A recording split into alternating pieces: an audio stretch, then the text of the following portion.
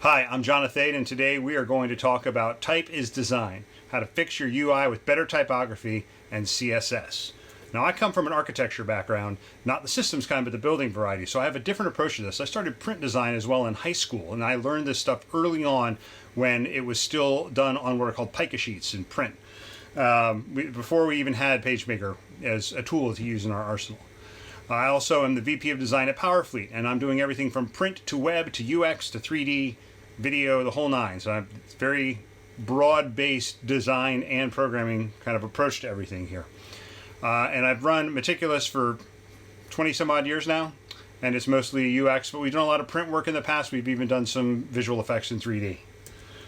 And you may recognize my name from this now almost decade-old book that I wrote with Bruce Williams. We have some strong opinions on the Rails view. Some are not so popular, but we're going to hit some of those today. But if you have any Rails view discussions that you want to have, I'll be on the Discord and you can find me there. So let's just go ahead and kill the sacred cows out of the gate.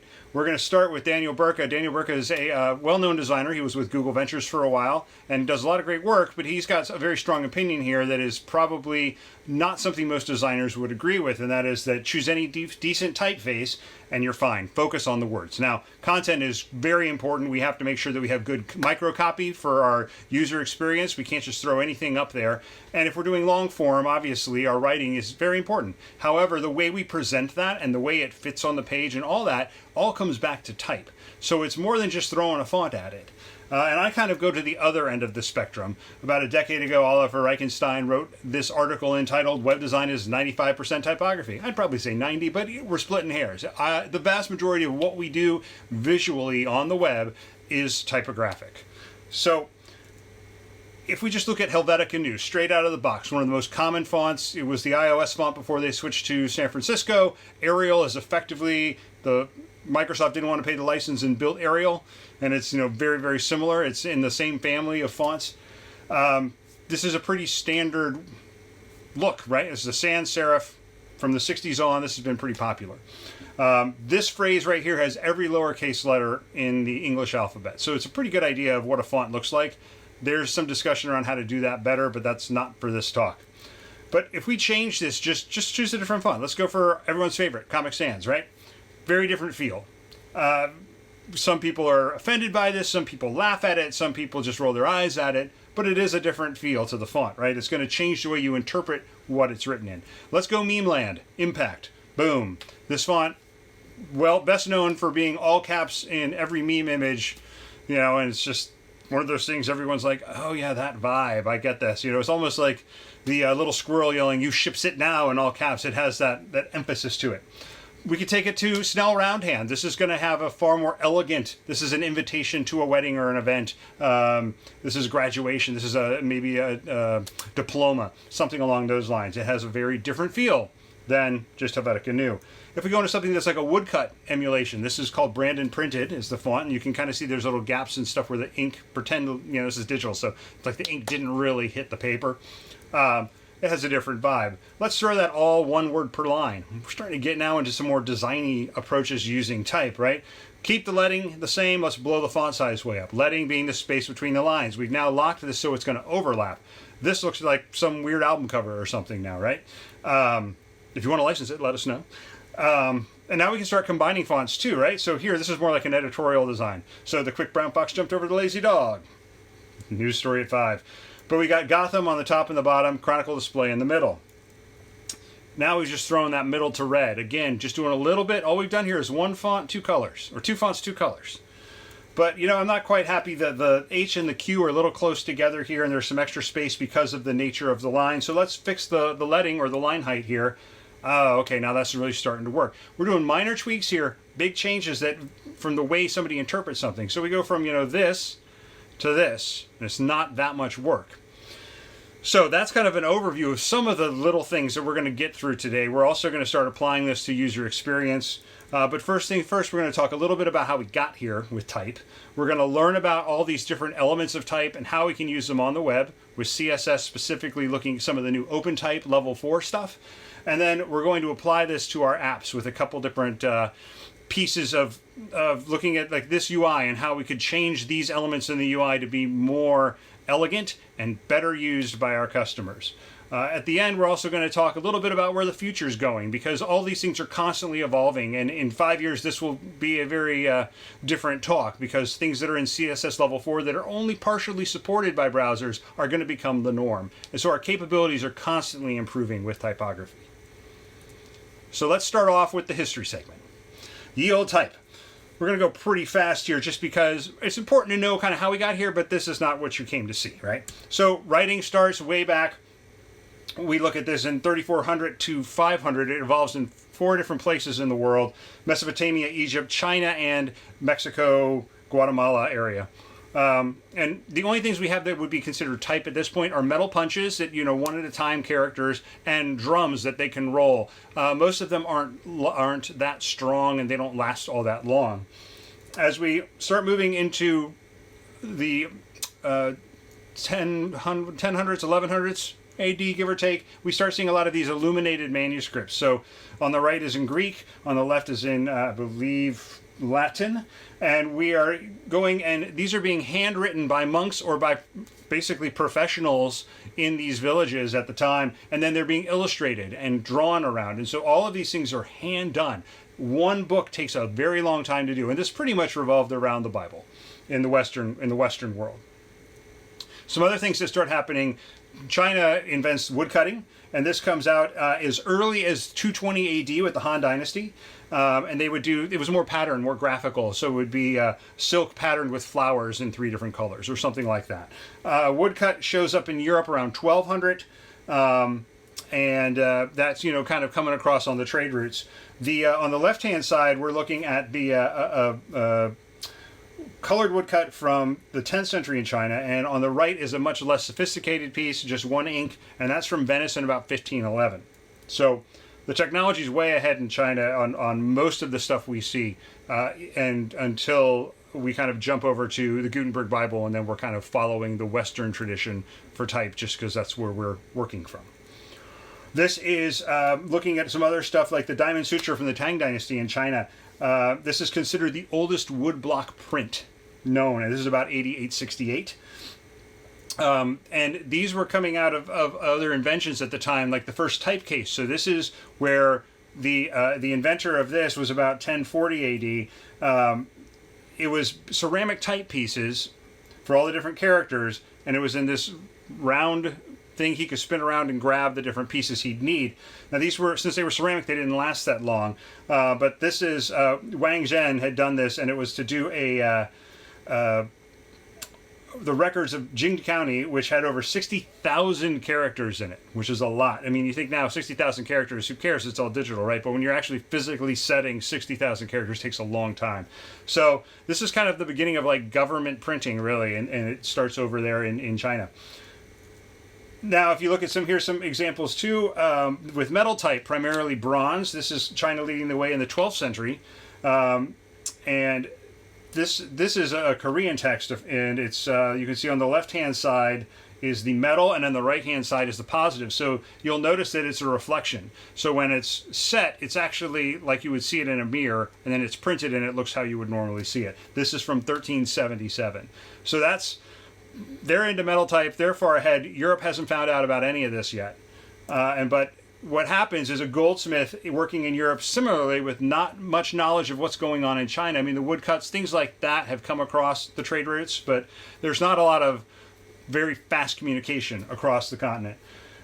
We're talking about building out lead type at this point. So he starts off making cheap presses that he can press multiple copies of a given letter in vast quantities. And this is the first real ability to do a lot of printing. And the Gutenberg Bible, most famously, is kind of the first book printed in Western tradition.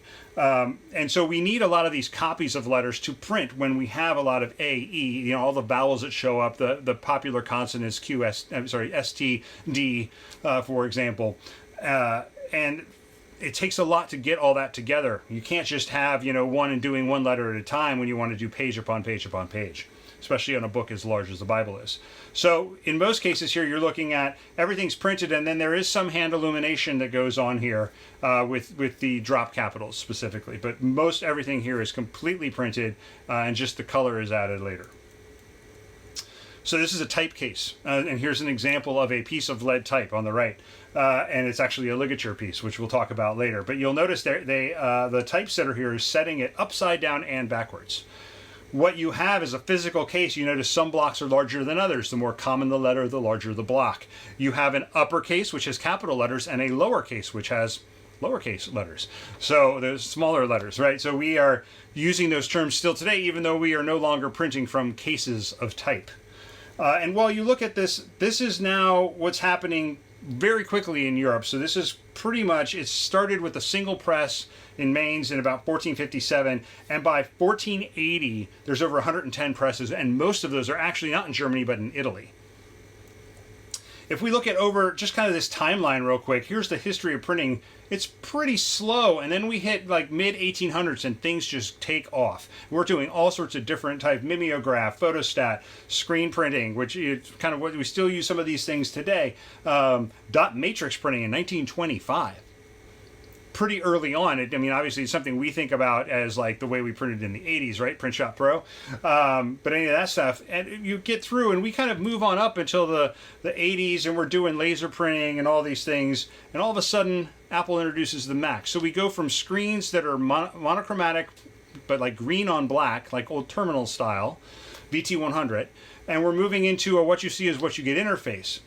Steve Jobs historically had been at Reed College and had taken some calligraphy classes and thought, this is cool, I want to put this in the computer. This is as tradition describes. So that is one of the reasons the Mac has a couple things that really made it the print platform for most people starting off. One, it had numerous fonts. Two, 1 inch equaled 72 pixels. Arbitrary number perhaps? No. 72 points is a measurement on the page, and there are 72 points in an inch. There's also something called a pica, which is 6 points. So there's 12 picas in an inch as well. And these are all measurements that have been used in print for a long time. So Apple basically co-opted that and said, well, this is the standard, we'll just go with it. Windows, for some reason, chose 96 pixels to the inch.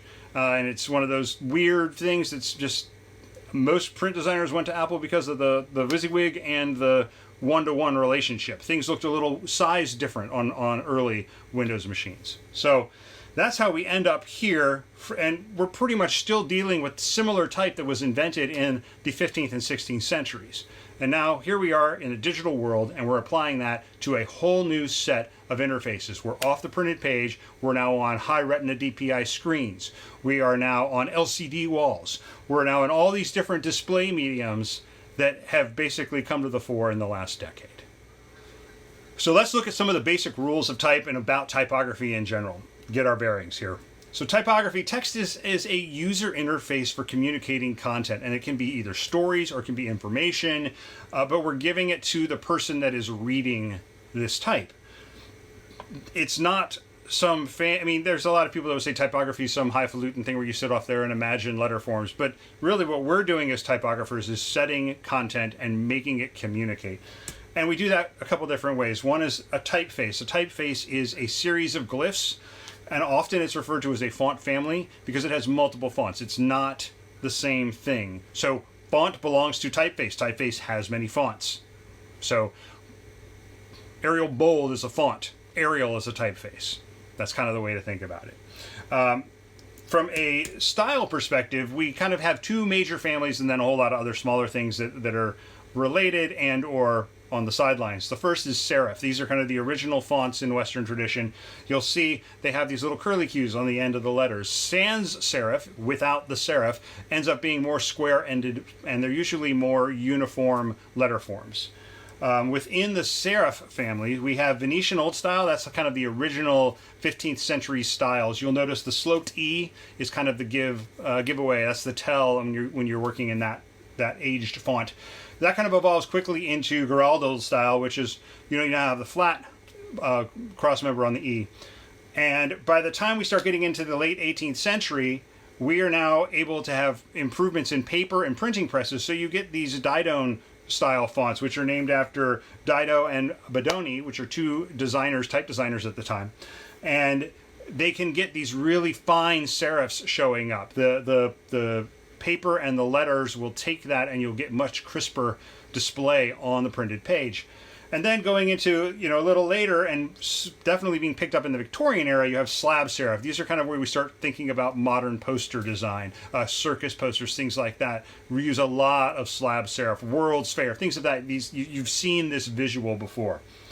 On the sans serif side, this is a much younger group of type. There are really kind of three groupings. Grotesque is kind of the standard. You'll notice it's very uniform. The letters do not get larger or smaller. The geometric things are a little more based on traditional shapes. Like the G is almost a perfect circle. You'll see that as kind of Futura, the G in the Google suite, right? And then if you look at humanists like Gil Sans, you start to bring in a little bit of those Roman characters, a little bit of those sans serif things where the A kind of thins out as it comes around, and you kind of have a little bit more variety and feeling there. It's not so mechanical.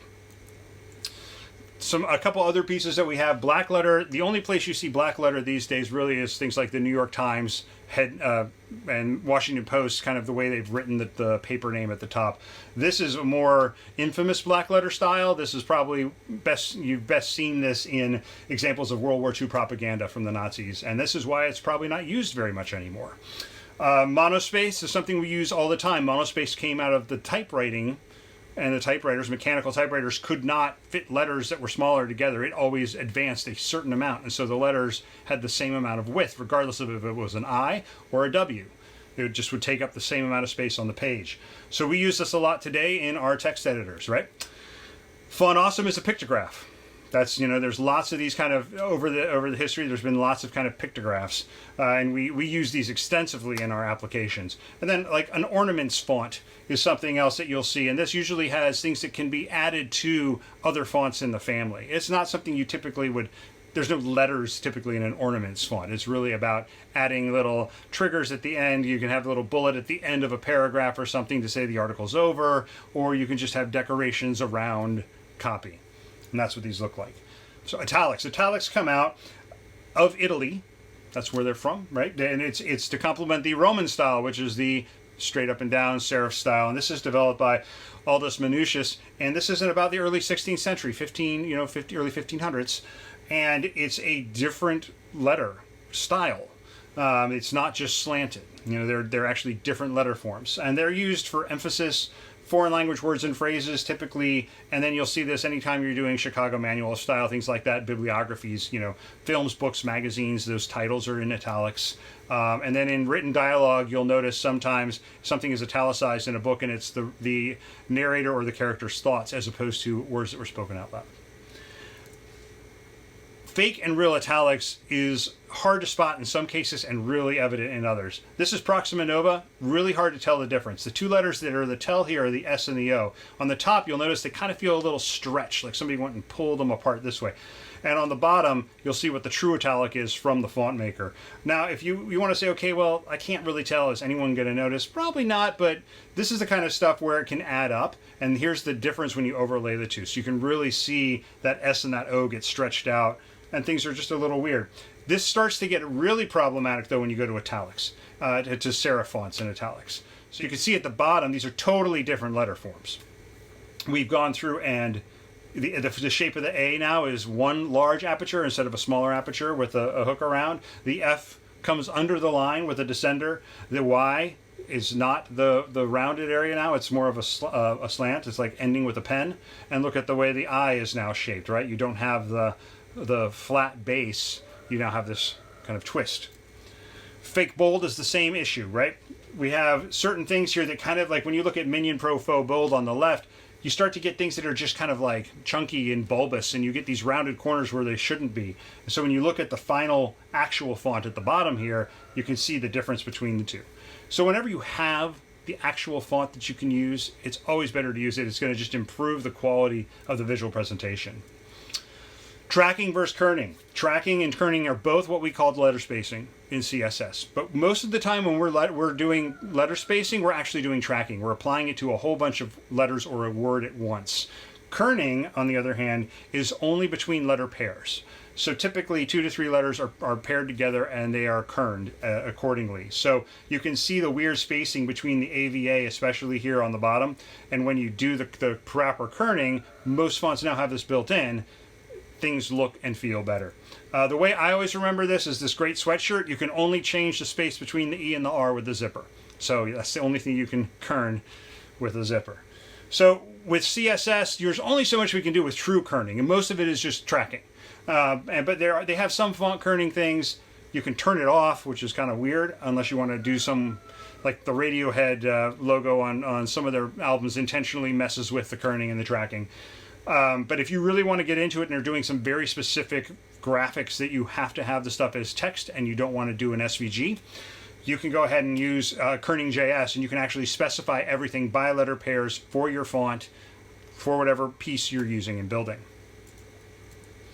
Font weights. So the things on the left are what we always see. It's either normal or bold, which are the equivalent of our CSS scale of 100 to 900. But on the right are the names that are typically used when you're purchasing fonts. So if you're looking at Google Fonts or Adobe Fonts or something like that, and you're seeing all these weird names, this is how they kind of correlate to the weight on the left. So when you're calling out weights, if you only have a font that has a normal and a bold style, it's going to only show the nearest neighbor. So if you say 100 and all it has is 400, it's going to make it 400. And if you have 700, you're only going to get that weight when you go around it, and it's going to go for nearest neighbor. Thing to think about if you're going to do multiple weights like this is you want to give some space between them. So on the left you can see 300, 400, 500.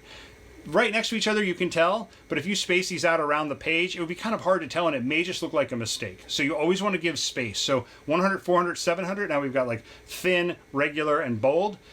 I can see the difference between those. It makes sense, and I can then use them for something. So I could make the 100 could be used, for example, for a super large headline, like a 60 pixel headline, and then our medium and our bold and regular could be used for more of our body copy or things of that nature.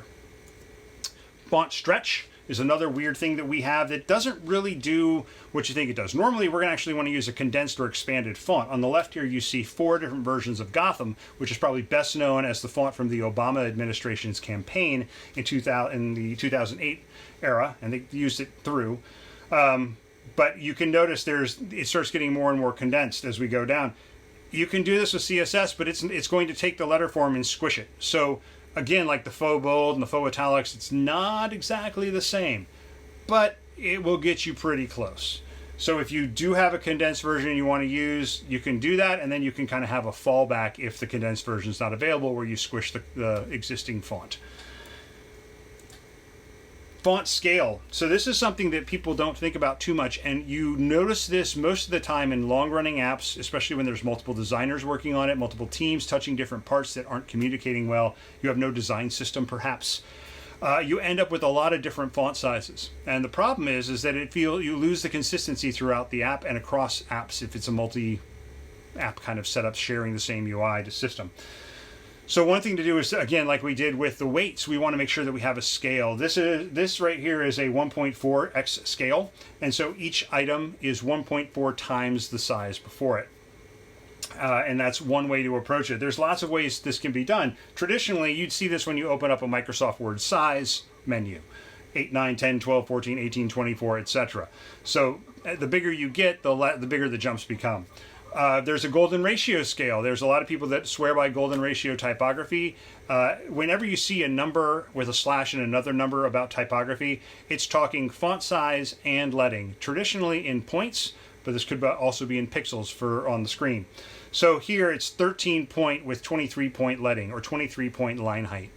And that goes down the whole thing. So as you get larger, when you're doing specific line heights, you actually have to make the line height larger. You can't just say, if you say 23 point line height on a 42 point font, it's going to squish things together. That could be a design decision, but you got to make sure that you know what you're doing there. Modular scale is all based off of M's. M is not an absolute value though. So you have to remember that when you're working with M's, it will be based off what the parent is sized in. One way to get around this is to use root M's, REMs, and then you're always based off 1, which is basically 1M is 16 pixels is 100% font size. So that's kind of the default across most browsers now. Widows and orphans. So in print world, widows are single words at the end of a paragraph like this, and it's 1 word per line. Orphans are usually the same thing where it's one word, but sometimes it's a whole line that's abandoned on the next page. So it feels disconnected. In CSS, we only are talking about lines. We really can't get down to the word level yet. And some of the stuff happens with weird hyphenation. So these kind of go hand in hand. One good rule of thumb is to never hyphenate more than 3 lines at a time. You can set this to whatever value you want. If you abhor hyphenation entirely and never want to see a hyphen, you can say hyphenate line 0 or hyphenate none. It'll do it. Maybe not the best decision, depends on what you're showing. But orphans and widows will say how many lines I want to have kept together. This really matters in 2 places. The first is when I'm working in my print CSS. That's when we're going to be translating this stuff to the page, and it may or may not flow the way we expect it to. If you're in EPUBs as well, I'm going to call that print. And the other is that if we are working in multi-column CSS text. So these are 2 things to think about, play with, and experiment with. If either of those is something you have to be concerned about.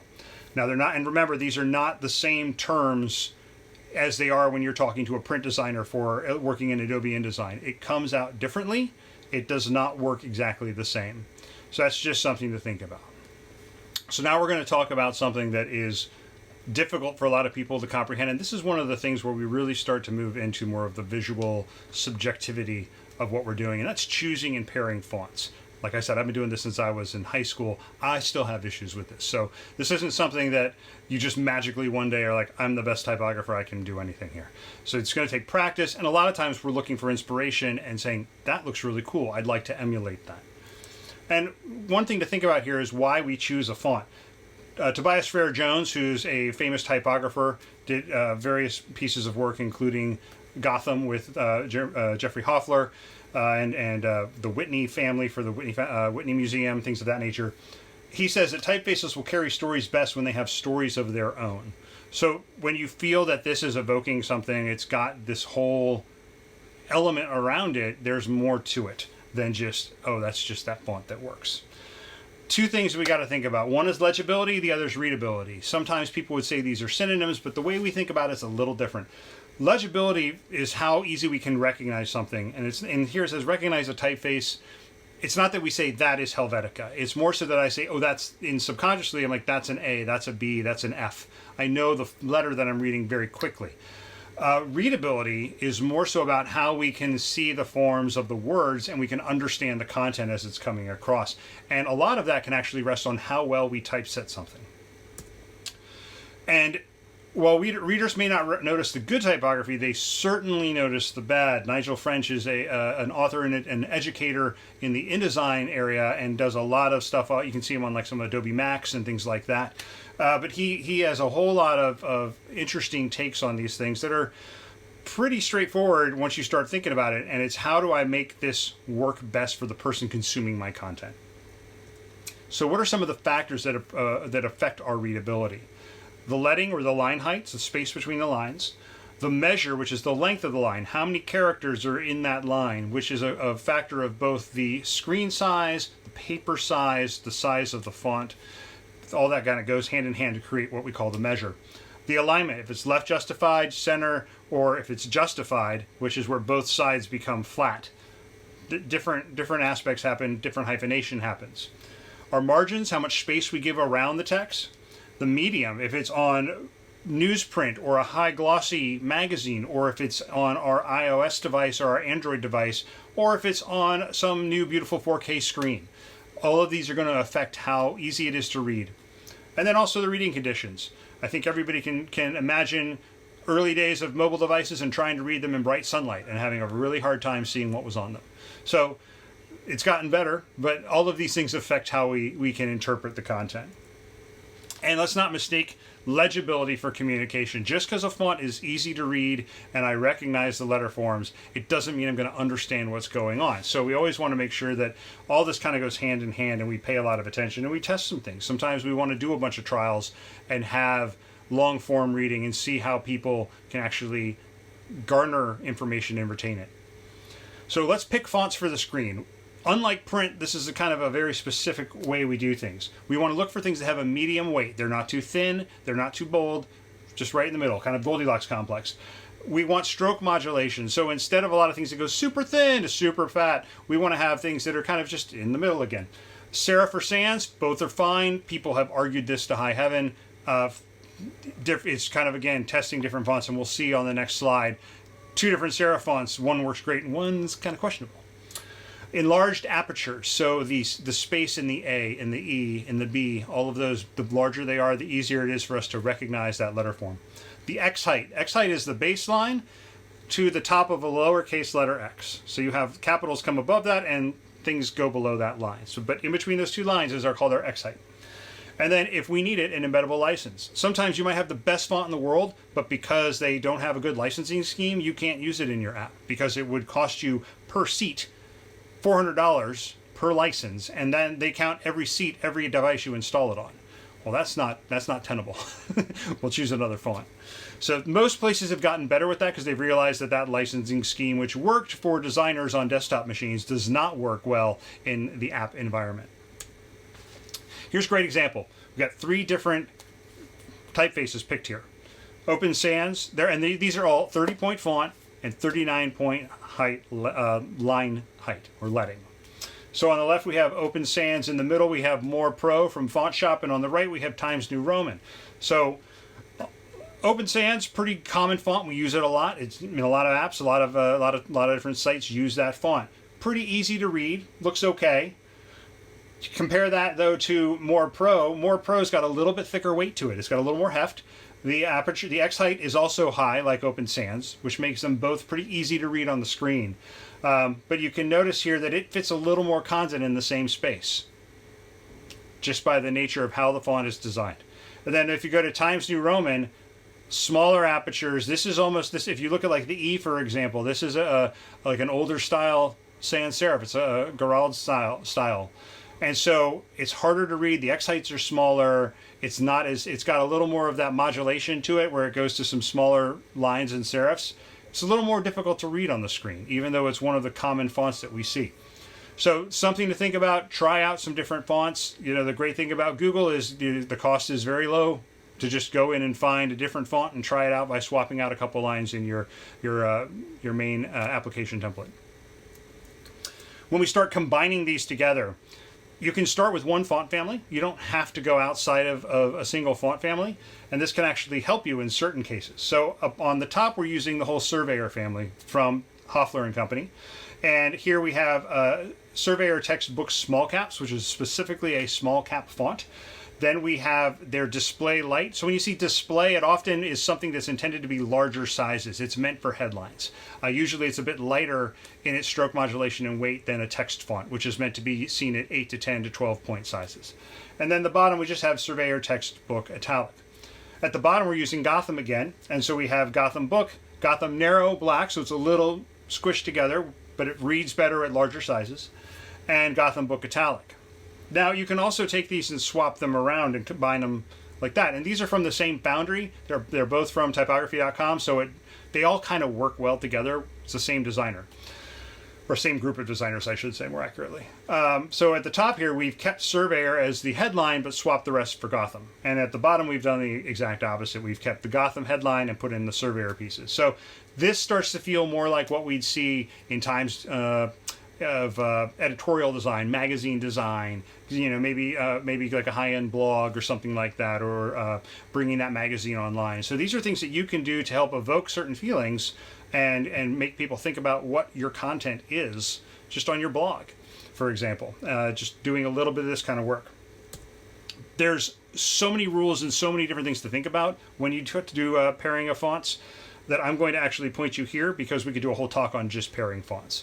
This is from typography.com, and they have tons of great examples, of visual examples throughout their site. Usually every time they put a new font out, they'll give you about 8 to 10 examples of them making up a fake book or a fake menu or sign or something to show off their font. So they have a lot of cool ideas and good rules of thumb for you to learn about if you want to go down that rabbit hole. Let's look at OpenType for the web. So OpenType is a format that came out a while ago. It used to be that you had a screen font and a printer font, TrueType and a PostScript. And in order to get the PostScript was smooth vector shapes and mathematically defined curves, right? And the Pixel font was, you know, just pixelated raster imagery that showed up on our screens. OpenType kind of brings that all together so I can see the font on the screen, and it's good for the printer, and I can blow it up infinitely large, and I don't have to worry about it looking weird or chunky or whatnot. All these OpenType features, there's a whole lot of options here, and it's constantly evolving, especially with the CSS Level 4 spec. So CSS 3 is basically CSS Level 3, but it's been evolving. So there is no CSS 4.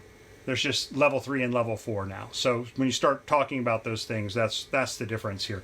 This is really the reference I use. The Mozilla developer stuff has great resources on it. It's a lot easier to read than the original spec, in my opinion, and they have some nice examples. So a couple things we're going to look at. First off, we're going to look at some numbers. So there's two types of things that happen when we talk about numbers. There's lining versus old style, and then there's tabular and proportional. So lining is basically the equivalent of all capitals, and this is what you might think of as normal. All your letters are the same as a capital letter from the baseline to the top of the ascender. Once you start looking at old style, you'll see that things are actually from the baseline to the X height, and certain number pieces come out of that and certain ones go under, just like you would have in lowercase letters. Tabular are effectively monospace numbers. This is what we want to use when we're doing any kind of vertical math where numbers should line up. So if we're doing a checkout form and we have the pricing, if we're doing some kind of spreadsheet, tabular is really the way we want to go. So things will line up, especially on larger numbers. Proportional works a lot better when we're talking in copy, when we're looking at words and numbers mixed together. So that's the difference, and sometimes it's just a stylistic choice between old style and lining. Old style definitely makes things feel older, so it could be a benefit or it could be a distraction depending on what you're doing. The way to get to these font variant numeric is currently like the CSS Level 3 way to address it, and you can stack these things as well. So you can also define here fractions. So sometimes if you're doing a lot of work with fractions in your copy or in your tables, they actually have glyphs that are the fractions. Look a lot nicer typically than trying to manually do it with a sub and a super and things like that. So something to think about, but you can combine these together as you see in the last option. Text transform, we think of this as like uppercase capitalized. We've had this forever in CSS, right? But when we start talking about this is really more about like what we'd say small caps or all caps. So a real small caps font here on the top is the same weight stroke modulation as the rest of the font. Fake small caps, like here on the bottom, actually takes the font, makes it an all caps thing, and then shrinks it in size so it's the same as the X height of the current font size. So you get thinner letters. It comes out looking weird like this. So you can do this with font variant caps. This usually picks it up if there's a small caps version of the font, but if there's not, it does the fake. The other way to do this is to really get into font feature settings. This is kind of more when we start walking into the level 4 stuff. And you have all these weird 4-letter acronyms that combine together to set the font features. This really is going to make sense for you if you're in charge of a design system or you're working on something that's a global setting. You're going to want to make sure these things are the same across the board. So we would apply these at a high level, for example, to the abbreviation tag. And the reason why is here at the web typography site that explains why we do abbreviations in a certain manner, typographically. Contextual alternatives is the next thing to look at. So here on the left is Xponto Pro. The default is up top, but then I can change up certain letters to be different. This makes it feel a little more custom, especially with handwriting. The one on the right is an extreme example of how crazy it can get. You can have multiple endings for each letter type, and this is really makes more sense in things like script and handwriting fonts. You don't really see it outside of there, except in certain fonts where you have things like this. So this is DIN Pro, is what we use at Powerfleet for our brand font. When we started doing business cards, we started with the @ symbol on the first line. Well, that was weird. It was hard to read. Most people didn't register it correctly. They thought it was a misprint. So we went and switched it to the contextual alternative, which is a more traditional @ symbol. And there's a benefit to doing that for ease of reading.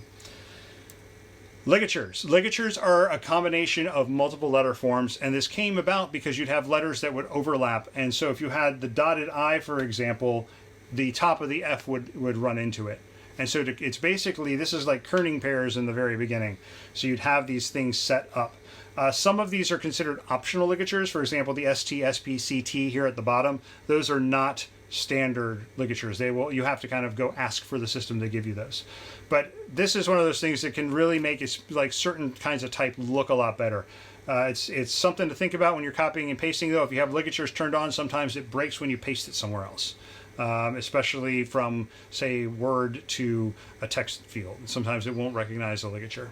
So something to think about if that's a concern for you. Again, 2 different ways to approach this. Level 3 is the font variant ligatures, and we can get into a whole bunch of stuff there. And then there's the font feature setting, where you again have the 4 character settings that you can stack.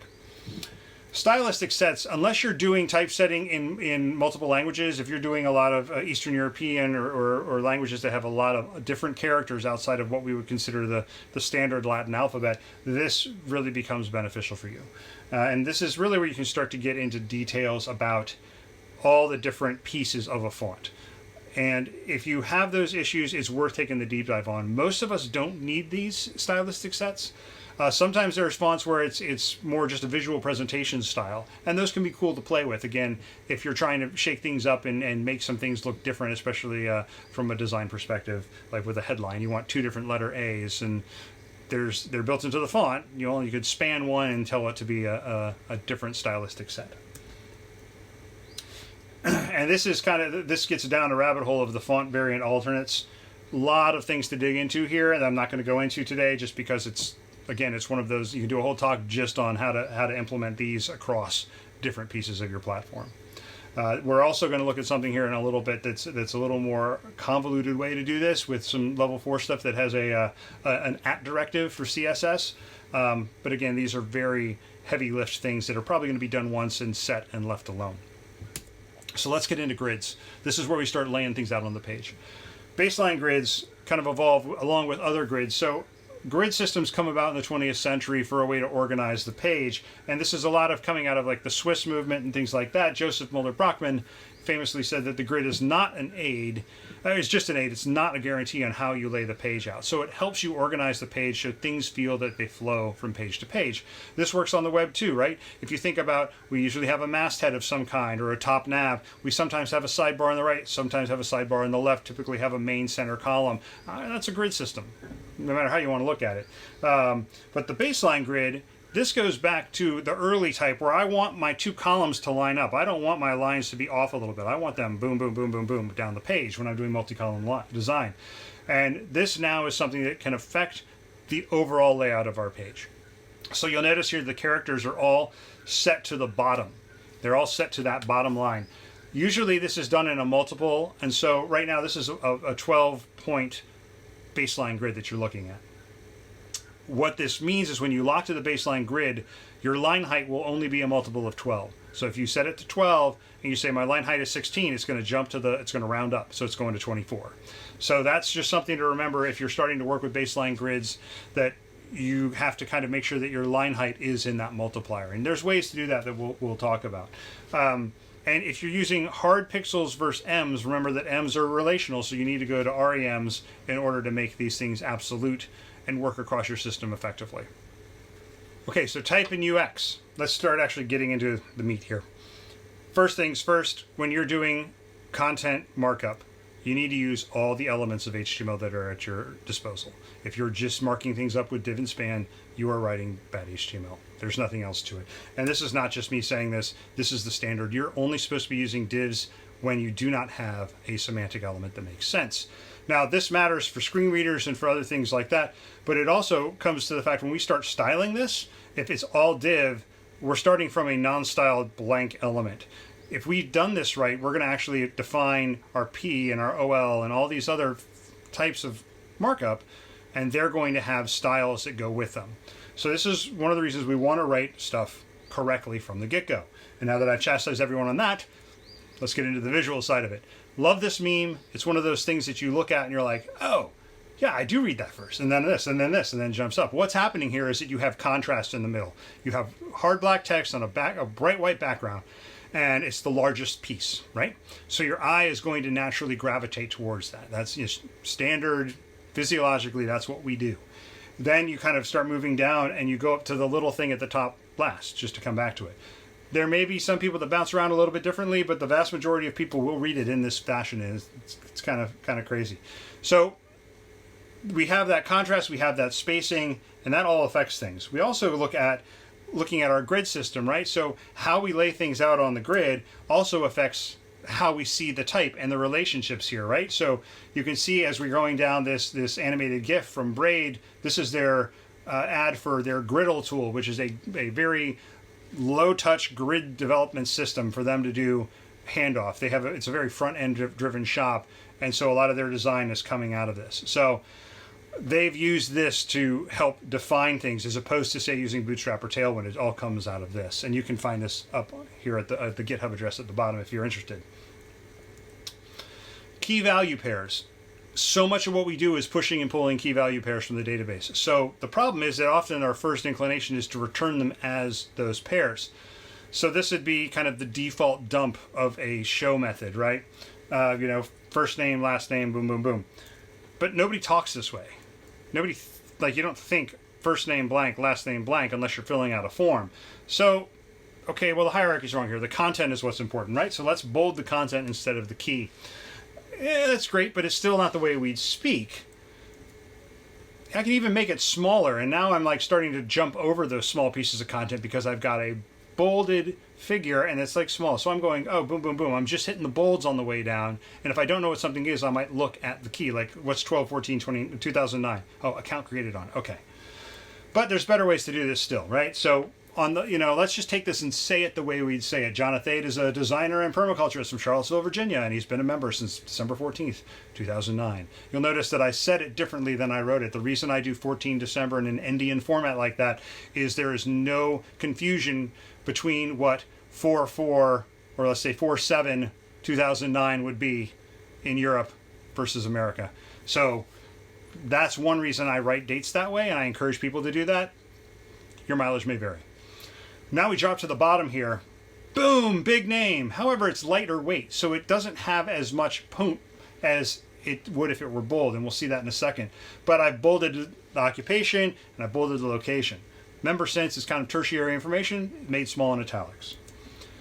So let's go ahead and bold that name real quick and see what happens. Now that name really pops. Now, if that's not the intent, okay. And that font could become much smaller because it's so much bolder. But right here, it's the same. It's actually just a condensed version of the font of Helvetica. So that's some ways we can start just changing around what we're returning to the screen. We can make some helpers, or we can just do this in our ERB, and we have a much more human-readable fashion to a show method. And you can also do this when you get to edit fields too. You can do edit in place and things like that. And it's a little more complex to work with that, but it does make it feel a little more natural. And this is how I would say it out loud to somebody if I was reading it.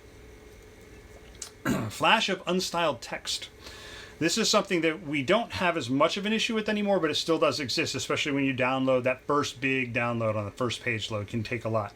So what happens with Flash of unstyled text is it's going to show it in the base system font. In this case, serif. In this case, if it was a sans serif, it would show it in Arial or Helvetica, whatever that base system of that font type is. And so what happens is page loading, boom. And it jumps and things change because often if you're bringing in a different font, it's going to have a different line height, a different X height. Some of those things, it's going to change the way the page renders. So the whole page kind of redraws. And that can be a really weird thing at 5-6 seconds into looking at a page. So one way we've gotten around this recently, you'll see skeleton screens. You see this in a lot of apps, like for example, the Ubiquity apps for their hardware devices. They have a loading screen while it's trying to actually talk to the device. Medium does this, Slack does this, Facebook does this. Pretty much all the apps are kind of doing these skeleton screens now. And I know what I'm looking at here from a concept, right? Oh, the circle's probably an avatar. It's probably a title or a name or a date there, and then there's some body copy. On the right, I've got probably a tag cloud or something along those lines. That's kind of what those visual things say subconsciously to us, because that's what we'd expect those things to be. So it's great because you're like, oh, something's happening, and in the meantime, the background, the system's yelling, saying, gimme, gimme, gimme, I need this, I need that, I need that. Okay, I've got it, render the page. Boom. And then the page shows up and everything's great. But instead of just having a spinner or a blank page while this is coming in, we've said, stuff's happening, it's coming soon, and then you can also lazy load, right? You just load the first story and then it starts loading the rest of the page or whatever. Lots of ways to make things feel faster, as well as technical solutions to speed things up. I'll let Nate Berkopec handle the technical side of that. That's going to be his talk. Some stuff we can look at. Let's go back to our factors affecting readability here. Just refresher. Leading, measure, alignment, margins, medium, and reading conditions. I can't really do much about reading conditions except to be aware of them and then try and help. So I can, if I know people are going to be in bright sunlight, let's take the device out in bright sunlight and test it. Can I read this easily? Or is this something where it's kind of hard to see because the font size is too small? If I make the contrast higher, or if I make the font larger, does that help?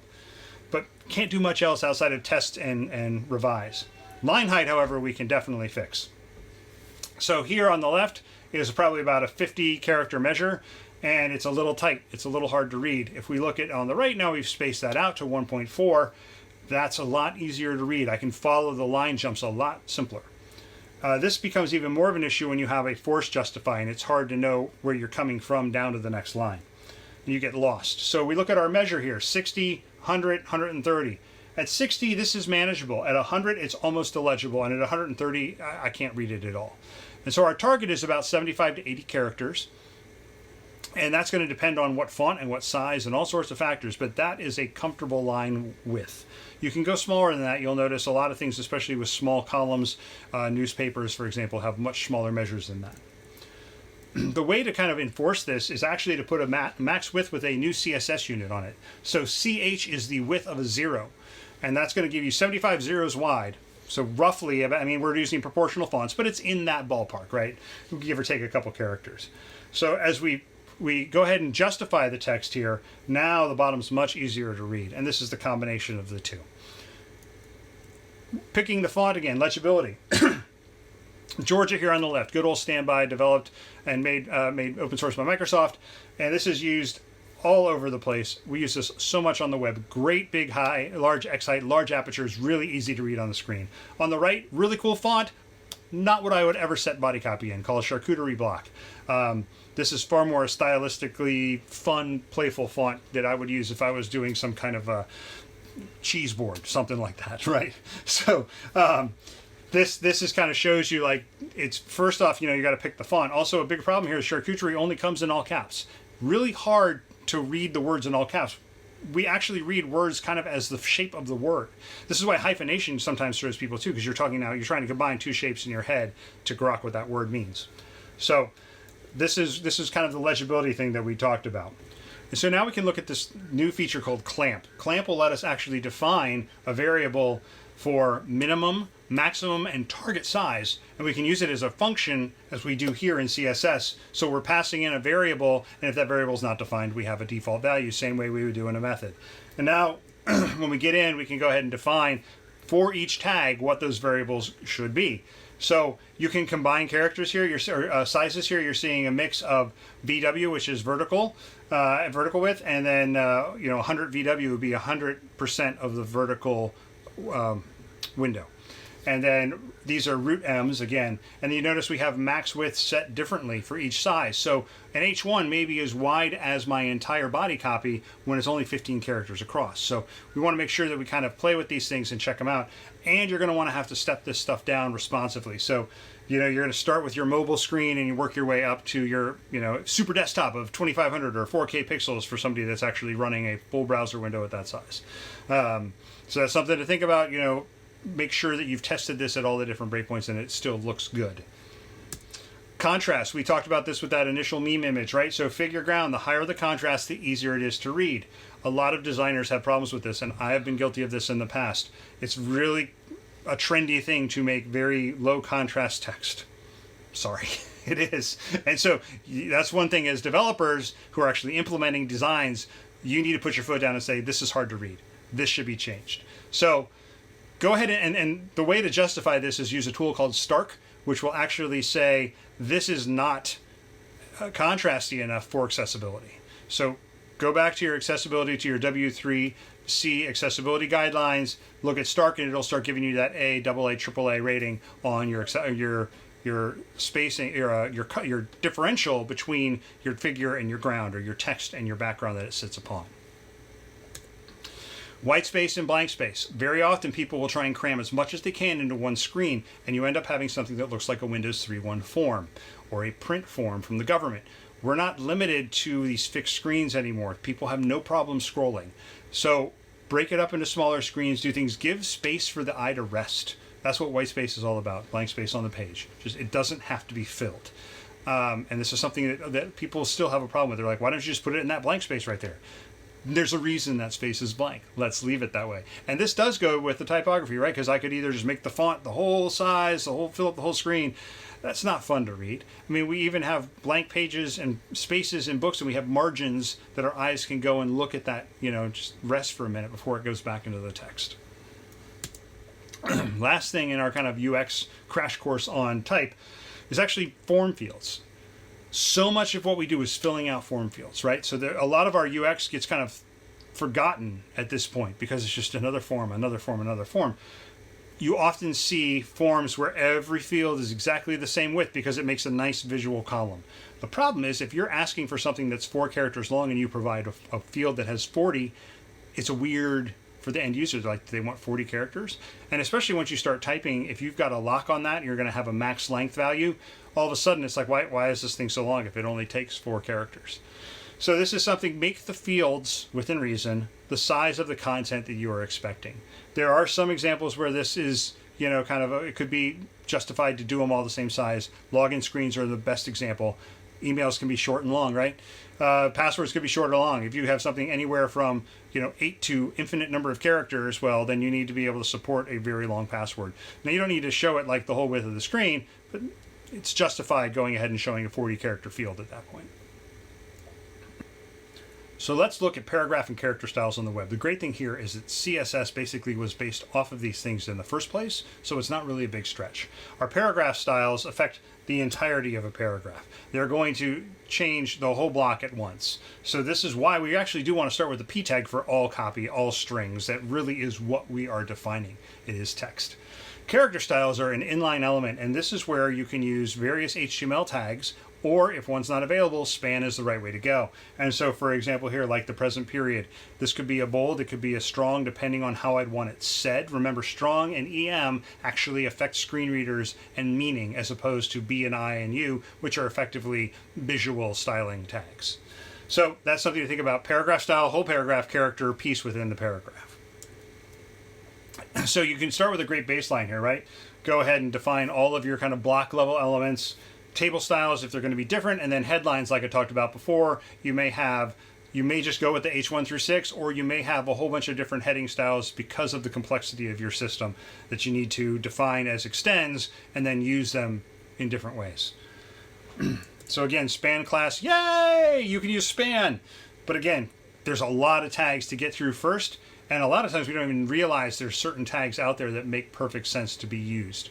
And you can start getting into some of the other newer block elements like figure and some of the complexities of the multi-source images and things like that that really actually help you define this.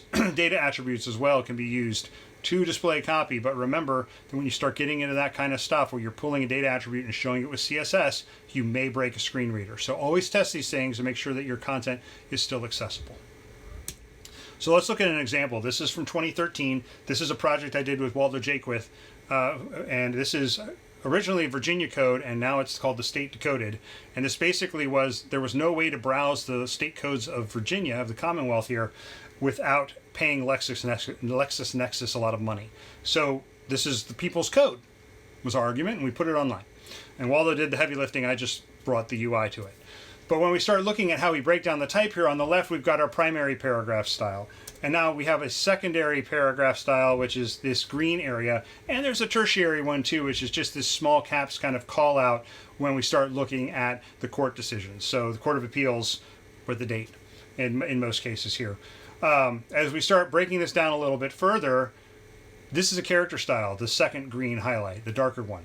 And what you see here on the left is that it's basically our link style too. So there's only a few cases where we have a variation. Some of these links have a section, which is that curly, like S, weird 8, like 8 with an extra thing on it. That's for a section of law. So that's a typographical thing. So these are the only ones that are different that we're going to call out. Now we have our H1. Again, we can throw a span here and address the piece of the H1 that is the section number. People don't think about the title of the section being the number because that's how they're going to look it up. but the content is really what they think about as the title, right? The punishment for using abusive language, as opposed to, oh yeah, 18.2-416, I know exactly what you're talking about. So unless you're working in the law, that number's secondary, but it's a good way to absolutely reference something. So we want to include it, but we're setting the hierarchy different. It, however, is all the title. It's all the H1 in this case. We're not going to put H2 before an H1, and that would just be kind of weird.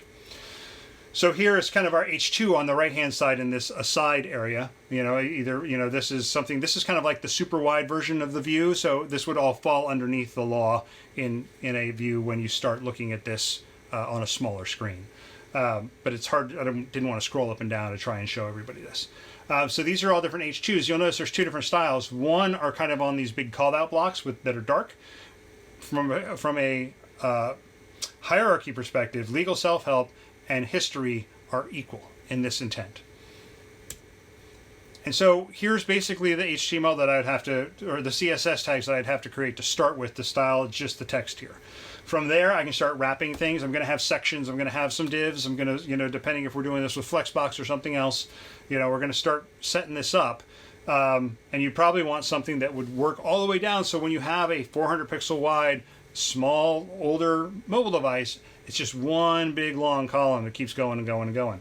So take some time to figure out how to do that, but you're going to wrap things only when you have to. So really, when you start writing, if you're writing your HTML and you're just doing a whole bunch of divs and spans and stuff to set up this page structure, I would suggest that you revisit the way you're building apps and see if there's a way to do it where you start with the content and then mark it up. So typographic baselines, this is also just kind of like design system baselines in a way. The big three everybody knows about, right? Bootstrap, Zurb, and Tailwind. So most of you are probably working in one of these frameworks, and that's okay. They're not bad in and of themselves. They are often used in a way that creates bad code. And something that you can use all of these for good or evil. So something to think about, like all of these have great typographic base setups in them. This is from Bootstrap. They've got H1s, but they've also got display style headlines, which are for more large format editorial things. And they have a whole bunch of helper cases and base definitions. So if you have text class equals bold, you probably are doing that wrong. That's really something where there's a tag already for it. You don't need to add a class. You could just use the B tag and put it in accordingly. So those are kind of tells, like, why do we have a class for this?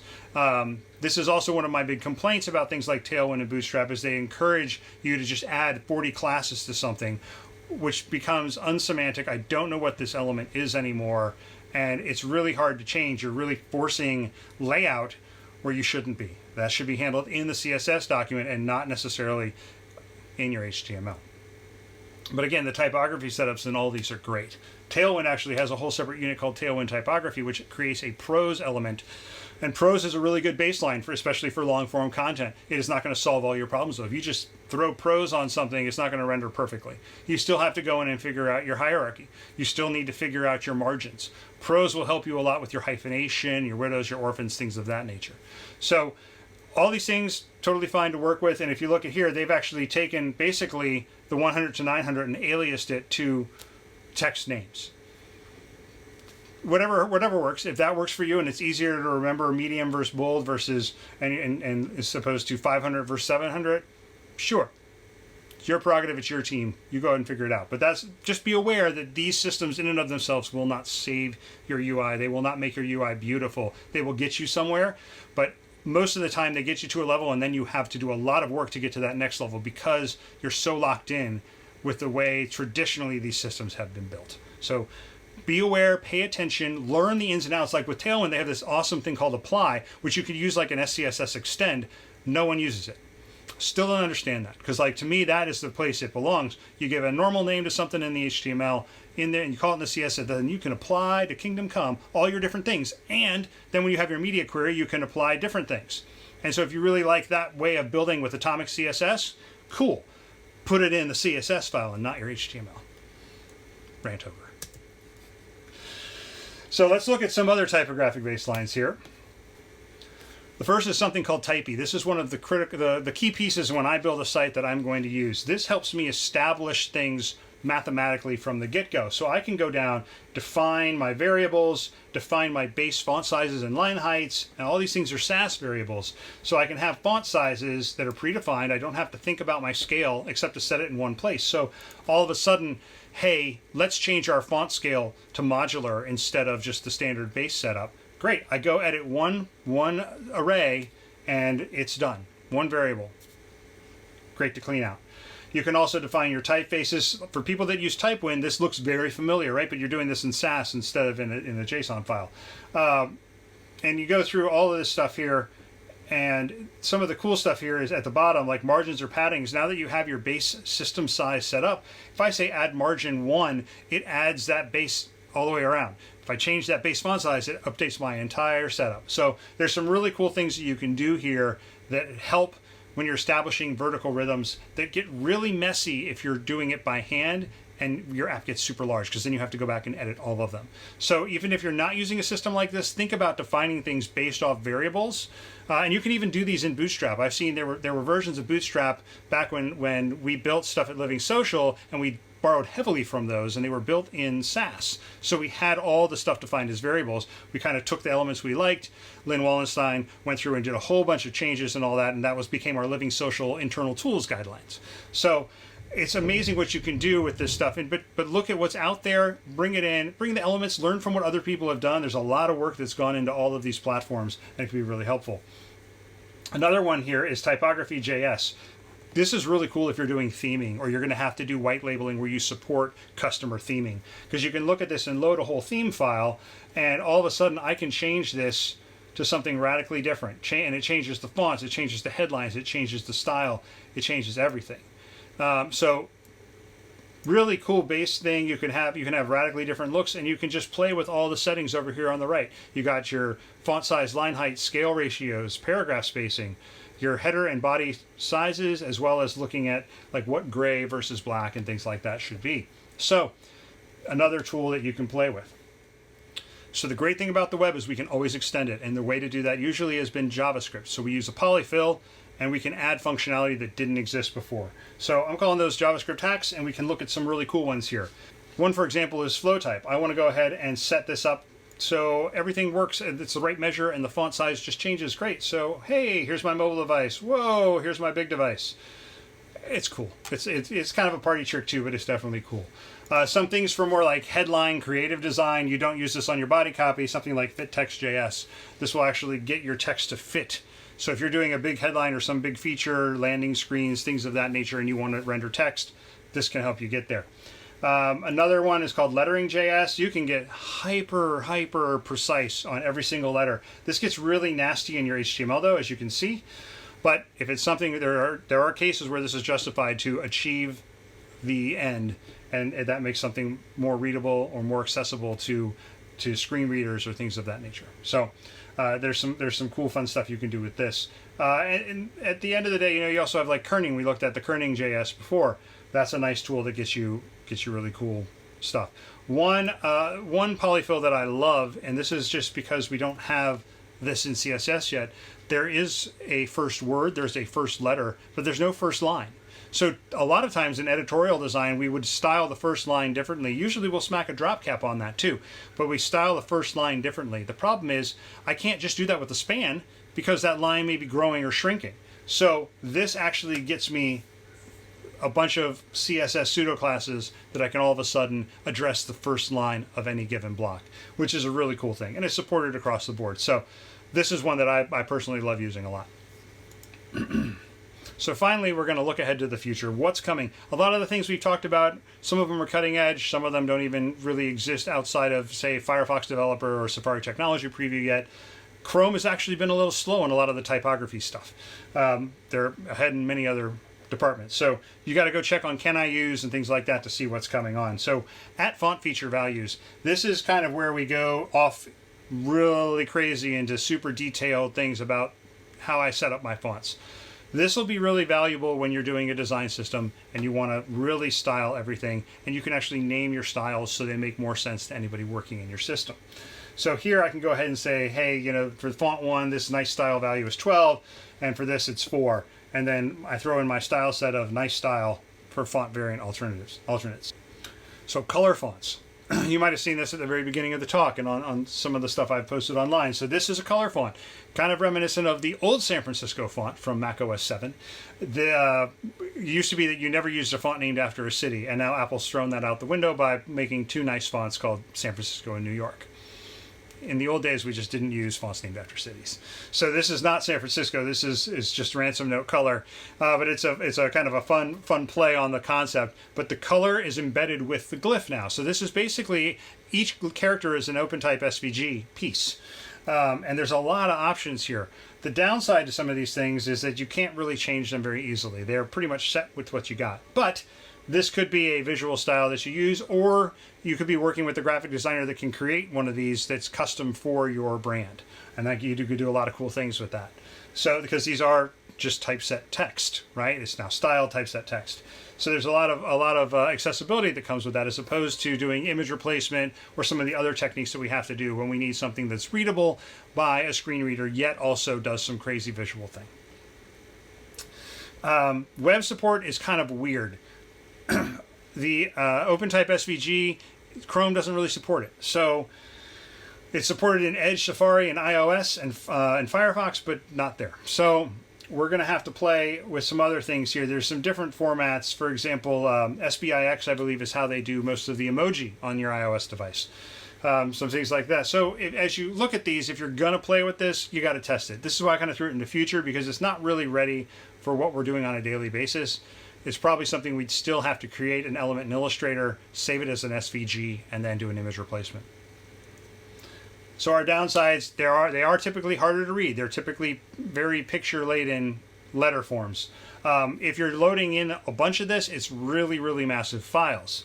So not necessarily where you want to be on your first page load. Poor cross-browser support, always a concern in what we do. And then the color scheme is encoded in the font. So you can't necessarily change the character colors. Now, there are some of these where they're an SVG font and they come in a black version where it's just all black and white, and then you can change the color, but that's only one color that we're going to throw out in our SVG. So let's look at variable fonts. Variable fonts, there's a cool new thing that's going on. This is called White Ink Trap. You actually might notice this from Figma. Figma uses this as their headline, and I will tell you that it was a bit jarring to me because of what are called ink traps. The ink traps are these little elements that look like these squares cut in up into the letter. And ink traps come typically from printing on what is called loose weave paper, so something like newsprint. And the ink would actually flow easier into those areas where you have parts of letters come together. So you would actually get really ugly character forms unless they put an ink trap, which actually then once it prints, it looks like a normal letter. People using this as a graphic design style on the web still throws me, because I'm so used to only seeing it as something you'd typeset, and you'd never actually see this when it prints because of the way it prints. It actually hides the ink trap. But what you've got here is all these different styles, and you've got weight, so I can change my weight. I can change the italic of it, how slanted, how we go from vertical to slant, and then if I have an ink trap or not, just a yes or no. So the thing is, you're downloading one font here, right? So once I've downloaded one font, I can have in CSS all these different things. And look, we're not just talking 100, 200, 300, 400, 500. We're getting very specific on my weights here. So, I could say I want 679 for whatever reason that feels right. We can do that. Again, you want space between them. But this is something you can play with. And you can see the ink trap it's 0 to 1, but you can see as we extend it, it kind of grows. So you could do a decimal version of that and get something in between that gives you a different letter form. And that, it can be a much different feel with the same font. There's a ton of variable fonts. v-fonts.com has a whole bunch of them that you can see, and you can play around with them. Some are just weird and playful. There's one that actually has a person's face. The whole font is a single person's face. And it grows from, it's basically being in lockdown. So it grows from, somebody clean cut to somebody having a massive beard and droopy eyes. So it's pretty hilarious. But, there's all sorts of things. Some have different elements. Some have these things built in, like the alternative styles on certain letters. Some are just like the italic here with Spectra. I can go left or right, in different angles. And you'll notice some of these fonts also include a lot of foreign letters, foreign characters. So in Spectra's case, we also have Modern Standard Arabic mixed in. We've got Hebrew mixed in. We've got Greek. We've got Cyrillic. all sorts of things like that. So if you are working in a language, or in a variety of languages for your app, you might want to be looking for a font that can support all of those, as opposed to having to bring in 3 or 4 different fonts depending on the language. So variable fonts, really cool, still cutting edge, still kind of large for your download size, but the future's kind of going this direction, and it's something to think about. Another piece here is looking at circular SVG and SVG animation. So there's this cool demo that they did on Codrops, and if you look at it, when you load the page, it comes in, and when you mouse over the enter symbol, everything spins. Yeah, it's kind of kitschy, and this is not something you're going to do all the time, but these are the possibilities that you should be talking with your design staff about, like, hey, what can we do here to make this more interesting? Can we do something playful like this? Let's sit down with the whole team and figure out what our capabilities are, and then we can say, design collaboratively, let's put this together. So a lot of cool stuff like that. 2 other things that you can kind of start using. This is one that's just a type scale builder, typescale.com. And this will let you set all your different types, like golden ratio, minor second, all these different things like that. And then also Grid Lover, where you can actually go out and build your grid, and you'll notice this is kind of a rough baseline grid. It's not perfect, but you start seeing these really long M values. That's because it's relational to the one before. And to get a precise pixel number, you don't want to have a partial pixel. So that's why you're getting these super long values, and so you have to do these weird math things. I would just define it as rems at this point myself, or pixels, but if you know there's some value here, but you can play with it, bigger line height, let's change our scale factors from golden ratio down to something else. Font size, what's my font size going to be? Boom. And you notice everything's changing on the right hand side here. So something you can play with. A lot of these tools are very valuable if you're setting things up for the first time, right? Once you set this up, you probably are not going to be coming back and tweaking it all that often. So with all that said, if you want to learn more about this, there's a lot of places you can go. First off, there's a variety of books that are out there. Thinking with Type here on the left by Ellen Lupton is probably like the best entry-level typography book out there. They use it for a lot of first-year graphic designers. Stop Stealing Sheep and Find How Type Works is a classic, as is the Elements of Typographic Style. Elements of Typographic Style is far more conservative kind of in its approach of how you would typeset things. And finally, the 2 more that are a little more esoteric, InDesign Type. This is Nigel French, who's the educator in the InDesign space. A lot of great type learning in this book, though, that you can apply to other things. If you ever dabble in print, though, and you want to learn InDesign better, this is a place to go. And finally, if you're working in code, and I mean legal code, or if you're doing anything that works with contracts or law forms, things of that nature, Typography for Lawyers is a great resource for a lot of that. We used this extensively when we did the State Decoded book. And I've got a variety of things that I'm working on here that would be helpful too. I'm going to put them onto a GitHub page, which is going to be on my personal GitHub, and it's type_is_design after J. Athayde. And then also I have a class that I've been building for a while called Developer UX. If this is the kind of stuff you're interested in, all sorts of different things, not just about type, but about UX in general, as how we can do it better as developers. And then you can look at that at developerux.com. So I'll be in the Discord. If you have any questions, there's a room there for this talk, so please ping me there. I'm also going to be doing a Q&A, which will be on the schedule, and you can look at that. And with that, I hope you have a great conference, and I hope to see you out there in the hallway track when we get back together in person. Thanks. Bye.